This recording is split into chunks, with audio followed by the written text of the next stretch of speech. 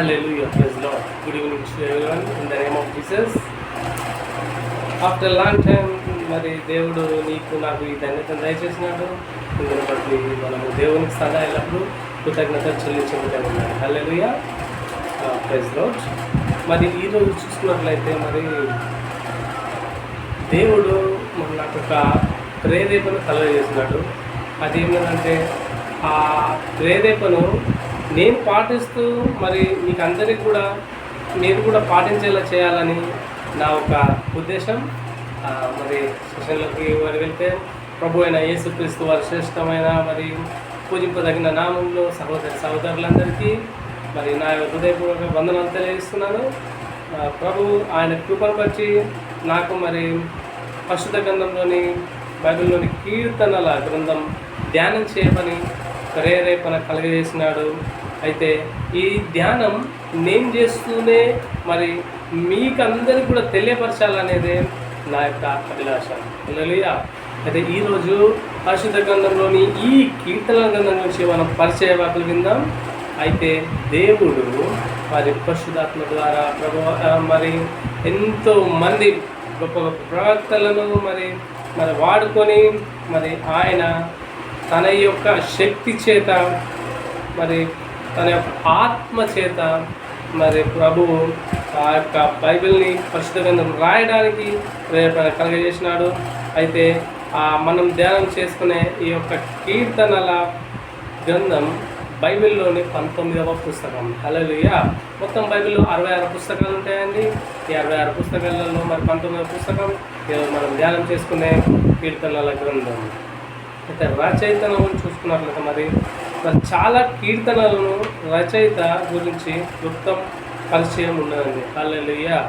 చూడండి, కీర్తన ఎవరిని ఉద్దేశించి లేక ఎవరి కోసం రాసినది, ముఖ్యాంశం ఏమిటి అనే దానిని మొదటి మాటల్లోనే రాయడం జరిగింది. హల్లెలూయా. అయితే ఈ పరిచయ వాక్కులను బట్టి మాటలను బట్టి దావీదు గారు 70 కీర్తనలను, అలాగే ఆసాపు గారు మరి 12 కీర్తనలను, అలాగే సొలొమోను గారు 2 కీర్తనలను, అలాగే మోషే ఏతానులు గారు మరి ఒక్కొక్క కీర్తనలు, కోరాహు కుమారులు 11 కీర్తనలను రాసినట్లు తెలుస్తుందండి. హల్లెలూయా. అయితే అంటే మిగిలిన 50 కీర్తనలను ఎవరు రాసినట్లు సూచించలేదు. మరి దాన్ని బట్టి మనము మరి దీని గురించి ఎక్కువ ఆలోచన చేయాల్సిన అవసరం లేదు. ఎందుకనంటే దాని గురించి ఆ యొక్క బైబిల్ పండితులు కూడా మరి ఇంకా రీసెర్చ్లోనే ఉన్నారు. హల్లెలూయా. చూద్దాం, మరి వీటిలో కొన్ని దావీదే రాసి ఉండవచ్చని. అయితే అప్పటి వాళ్ళు అలాగని గ్రీక్ పాత ఒడంబడికను ఇబ్రూ భాషలోకి తర్జుమా అంటే అనువదించిన వారు నమ్మి వారు ఒక 15 కీర్తనలను దావీదు పేరున పరిచయ మాటలలో చేర్చినారండి. హల్లెలూయా. చూడండి, అయితే అలాగే మరొకసారి చూసుకున్నట్లయితే మరికొన్ని కీర్తనలను పరిచయ మాటల్లో హగ్గై రచయిత మరియు అలాగే జకర్యా గారుల పేర్లను చేర్చినారండి. హల్లెలూయా. చూడండి, అయితే మరి ఈ రోజు నుంచి అంటే ఈ నెల ఆఖరి వరకు ఒక ప్రణాళికను నేను సిద్ధం చేసినాను. నా యొక్క ఈ ప్రణాళికను దేవుడు ముందుకు తీసుకుపోతాడని నేను నా యొక్క పూర్తి హృదయంతో విశ్వసిస్తున్నాను. హల్లెలూయా.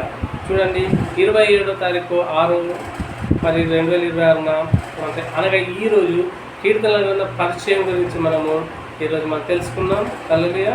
అలాగే 28 అంటే రేపు ఆ కీర్తనలను గ్రంథం రాసిన కాలం గురించి మనము చూసుకుందాం, అలాగే మరి తెలియజేసుకుందాం. అలాగే మరి 29వ తారీఖు అంటే ఎల్లుండి ఈ 6వ నెల 2026 ముఖ్యాంశాలు, అందులో కీర్తన గ్రంథంలోని ముఖ్యాంశాలు ఏంటి, విషయ సూచికను గురించి అని మనము మరి ధ్యానం చేసుకుందాం. అలాగే ఈ నెల ఆఖరి రోజు 30వ తేదీన మరి కీర్తన గ్రంథంలోని ఆ యొక్క కీర్తన గ్రంథంని 150 కీర్తన గ్రంథంలో 150 అధ్యాయాలు ఉంటాయండి. ఈ యొక్క 5 భాగాలుగా విభజించడం జరిగింది కీర్తన గ్రంథాన్ని. హల్లెలూయా. అయితే దాని గురించి మనం చర్చించుకోవడం జరుగుతుందండి. ఇక ఈ 1/7/2026 అంటే వచ్చే నెల మొదటి నుంచి పూర్తి వివరణతోటి కీర్తనల గ్రంథంని మనము మరి ఒక 150 అధ్యాయాల ధ్యానం ప్రారంభించుకోవడం జరుగుతుంది. సో మీరు నా గురించి కూడా ప్రార్థన చేయండి, నేను కూడా మీ గురించి కూడా ప్రార్థన చేస్తాను. మరి ఈ దేవుడు ఇచ్చి తనంతట ఇంటి ప్రేరేపణను కలిగేసినందుకై మనము దేవునికి సదా ఎల్లప్పుడూ కృతజ్ఞత చెల్లించాలి. అవునా, ఈరోజు నేను కృతజ్ఞత చెల్లిస్తున్నాను కదా. Praise the Lord. దేవుడు మరియు మీకు మరియు మీ ఇంటి వారికి అందరికీ, మీ కుటుంబ సభ్యులందరికీ సమాధానం కలిగజేయను గాక. Amen. Praise the lord. Shalom.